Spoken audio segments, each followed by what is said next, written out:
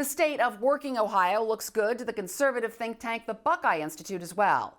But research fellow Greg Lawson told Jo Ingles he has some different ideas on how to improve things.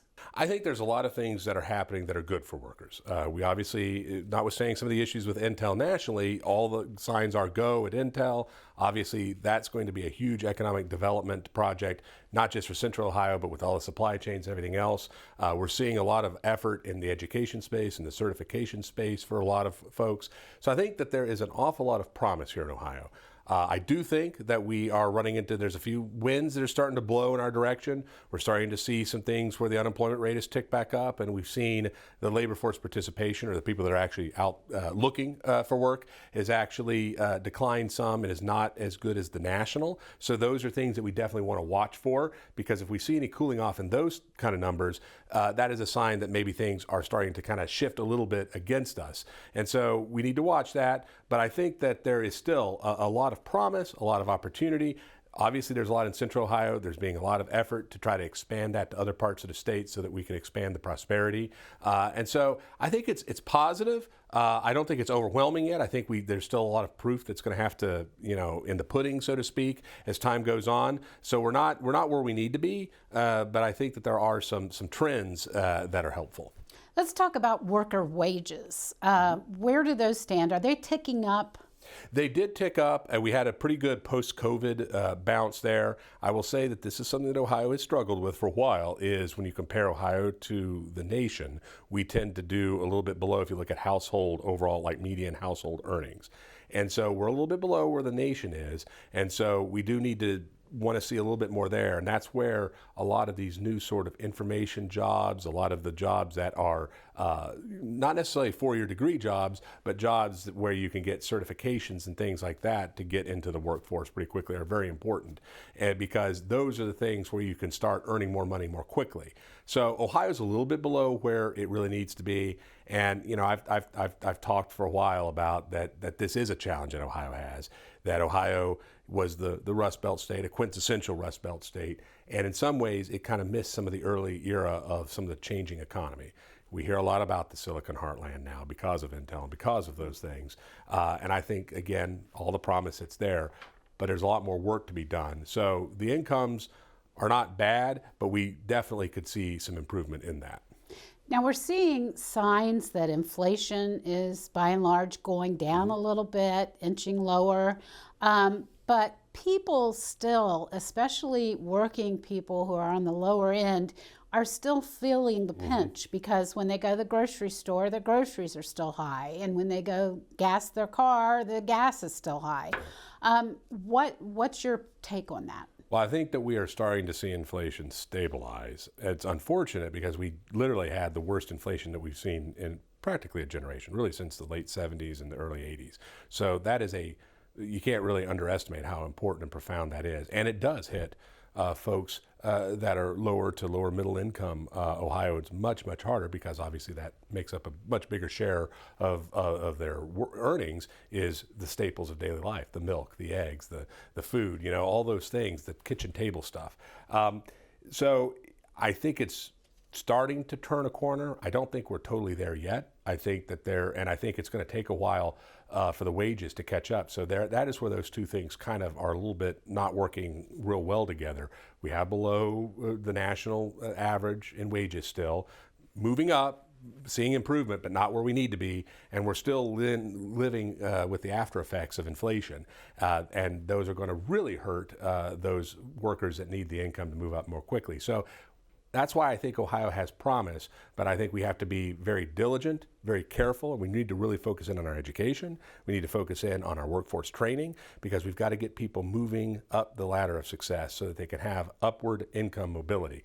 If we stay where we are today another 5 years, then unfortunately we're going to continue to kind of miss the boat a little bit here. The opportunities need to be taken advantage of. You can't just rest on your laurels and think that we're where we need to be, because we're not.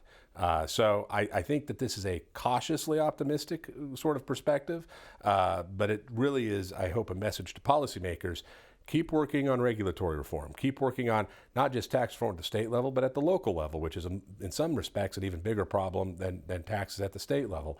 And keep working on the workforce training and making sure that our education is aligned in such a way that we have the skills that the employers of today need today. So we saw earlier this year where the $15 minimum wage amendment, that went by the wayside. They couldn't get it on the ballot.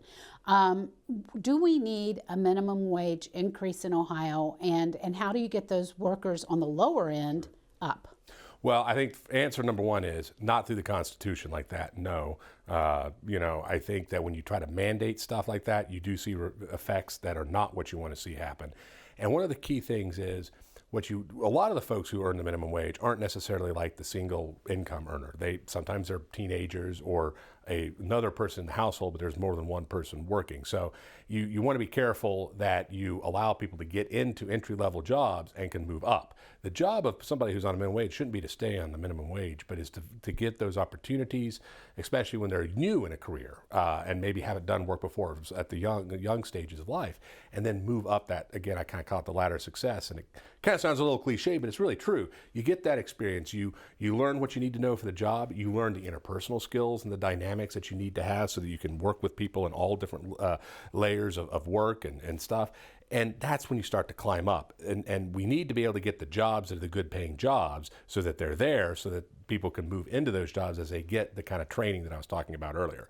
I think that's a much better thing than some kind of a government mandate or put into the Constitution especially. That would even be worse than doing it through statute, because at least with statute you can modify and watch it. You put something like that in the state constitution and it's not modifiable at all, and you could end up with a situation where you have a lot of problems. So I think that if we do our workforce training right, we do the education right, we can start moving people there so that people aren't stuck in minimum wage jobs at all, really. And again, it's all about the upward mobility. The market really does work if we have all these other things, getting people the skills they need so that they can actually interact with what's out there that the market is demanding. Since the 80s, we've had kind of trickle-down economics, and people on the bottom rung often say that they're not feeling the trickle. It doesn't make it down to them. What about that? I think this is the thing that Ohio really needs to do, is look under the hood and figure out how we can do systemic reforms. When you go to states that are growing a lot, when you see large population growth down in southern states or Sunbelt states, those states tend to have fewer layers of government. They tend to have less per capita government spending, but they have higher private sector activity. Ohio is still struggling to maximize that. I think that is what we are saying. The trickle-down argument is not, I know that that's sort of the rhetoric that's out there, but at the end of the day, it's about, can we get the private sector empowered to create the kind of jobs that are the high-paying jobs that get them off of people off minimum wage. But the only way to do that is to have an ecosystem that allows for innovation. We're seeing some of it in Columbus. I don't know that we're seeing that across the whole state. And that is something that Ohio does still need to work on. And if we want to make everything good for workers from all four corners of the state, whether you're in Appalachia, whether you're in Darke County, on the western side, whether you're in Steubenville, what we really absolutely have to have is we have to have policies that open the door to all sorts of businesses, not just the big boys who come in with ribbon cutting ceremonies, but the mom and pop shops, the new innovative company that's new and may only have one or two employees, but can grow. Ohio is still struggling there, and that's what we really should be focusing on. You can hear more from those interviews with Hannah Halbert and Greg Lawson on our podcast, The Ohio State House Scoop. Look for it every Monday morning wherever you get your podcasts.